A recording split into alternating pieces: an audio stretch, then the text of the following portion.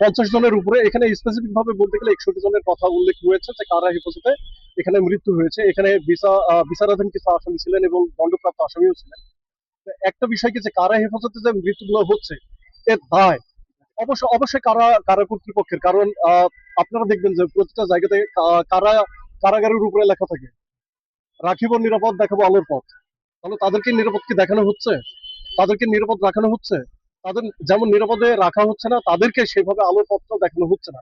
এখানে কারা হেফাজতে যে মৃত্যু আইন ও সালিশ কেন্দ্রিক যে তথ্য মতে, সেই অনুযায়ী একেবারে বলা যেতে পারে যে একটা মানবাধিকার লঙ্ঘন।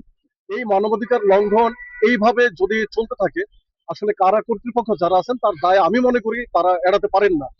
এবং প্রকৃত কারণ, এই যে কারা হেফাজতে যে মৃত্যু, এই মৃত্যুর অবশ্যই প্রকৃত কারণ উদ্ঘাটন করে সেটা অবশ্যই আমাদের সামনে জানানো উচিত। এটা জনগণ জানুক যে আসলে কে কে কিভাবে মারা গেছে।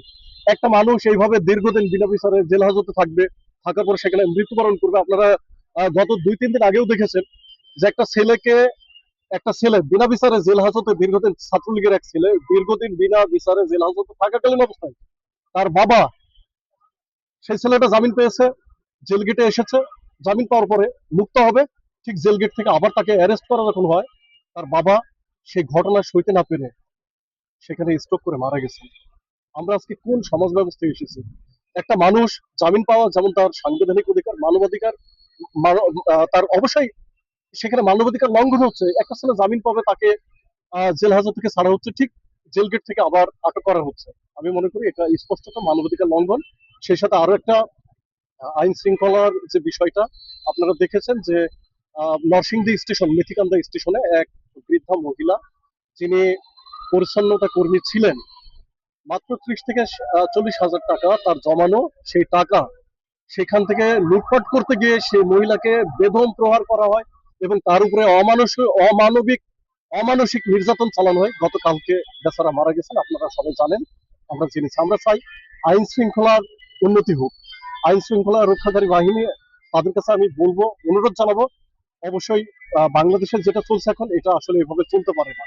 একটা অনিরাপদ বাংলাদেশ হতে পারে না, আমরা এটা দেখতে চাই না।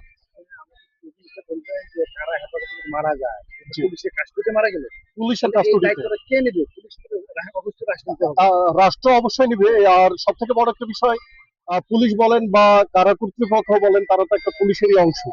আর কারা কর্তৃপক্ষ কারা যেহেতু আলাদা বিষয়, অবশ্যই তাদের হেফাজতে থাকা অবস্থায় যেহেতু মারা যাচ্ছেন, যে সকল মানুষ মারা গেছেন এখন পর্যন্ত, অবশ্যই এর সুষ্ঠু তদন্ত হওয়া উচিত এবং এর দায় কারা কর্তৃপক্ষ কোনোভাবে এড়োতে পারেন না।